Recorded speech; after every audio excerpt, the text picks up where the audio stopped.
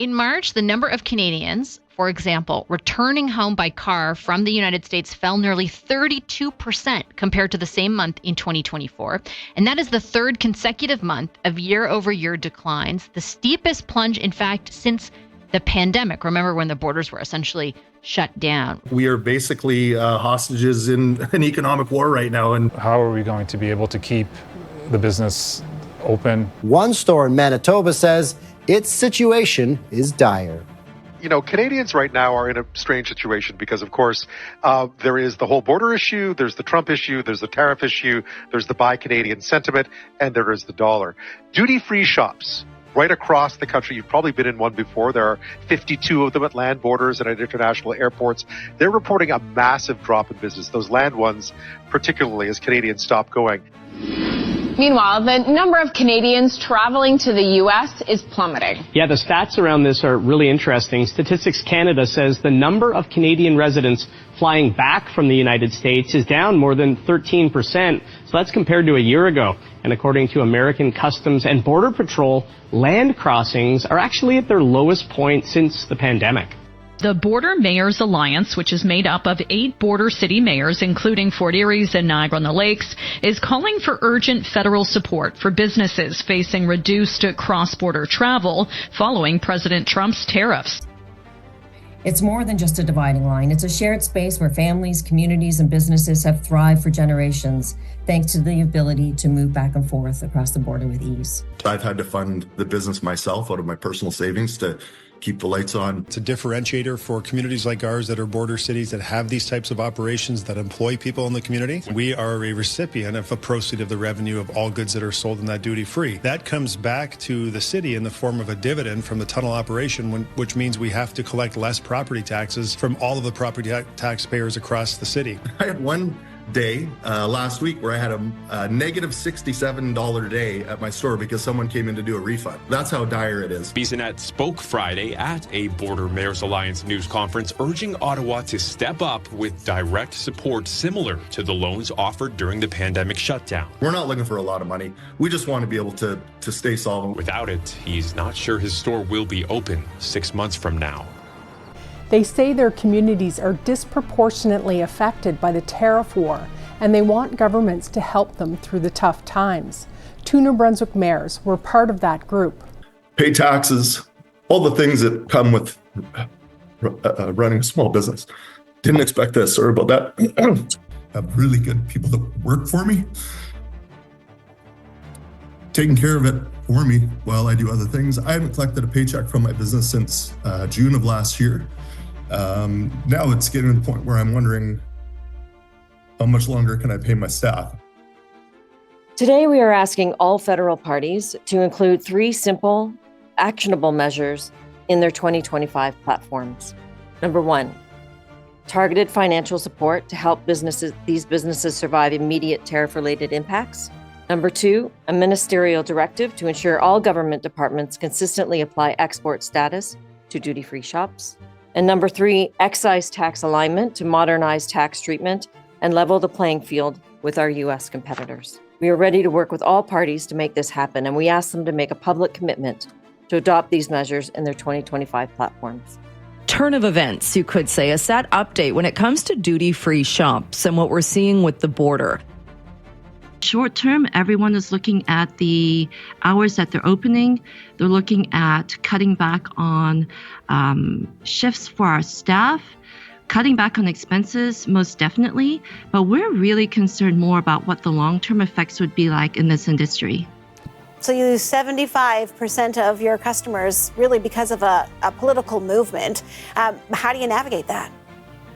I don't know. I really don't know. The government really needs to have our backs right now while we weather this storm. I mean, we're in a situation that's of no fault of our own.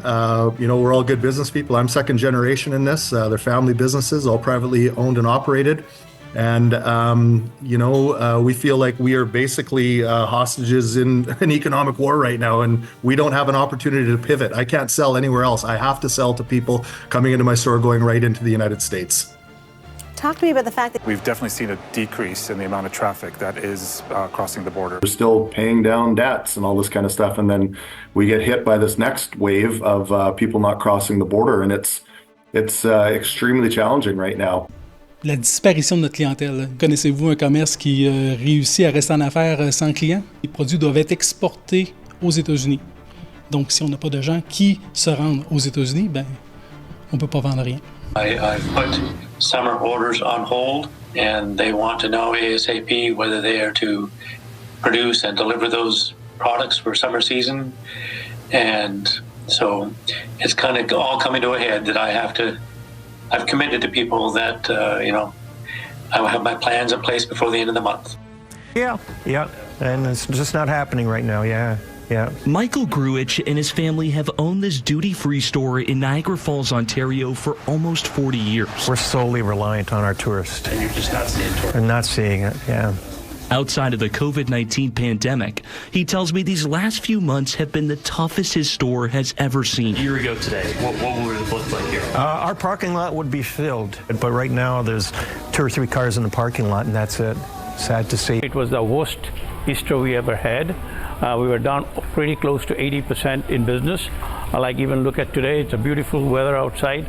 There's no traffic. The store is empty. The shelves are full. When the tariffs first started coming out in the news, we saw an immediate drop in traffic. That's Tanya Lee, the president of Canada's Duty Free Association.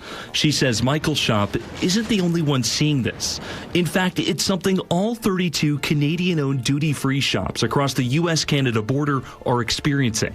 How is business this long weekend? The business had been terrible. What we expected was nowhere near the numbers that we produced last year. In fact, as of the end of Monday, our business was down about close to 80% from Friday till Monday compared to the last Easter weekend.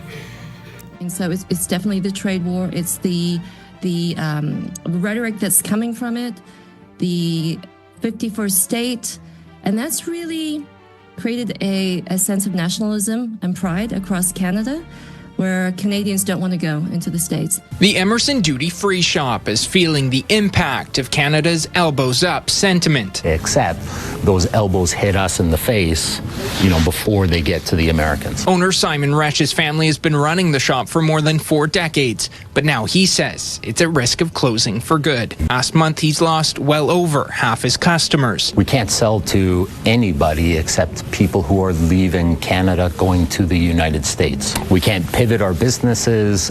We can't target other markets, other consumers. And he's not alone. It's like our sales went off the cliff. Frontier Duty Free Association Executive Director Barbara Barrett says the duty-free sector is in a full-blown crisis. Are staying in Canada and spending here, or they're bypassing the States and they're going to places like Mexico or down to the islands or going to Europe instead. If that doesn't change soon, Michael back in the Falls worries his shop could be next, and hopes, unlike the rest of us, that bumper-to-bumper traffic becomes the norm once again. We don't want to be the 51st state, but we want to be a great partner to the Americans and our friends over there. Abe Tak-Tak, the owner of the duty-free shop in Windsor, Ontario, is worried. I think about how are we going to be able to keep the business open, keep people employed, and keep the lights on. We'll lose 1/3 of our stores in the coming months if we don't have some sort of support or intervention.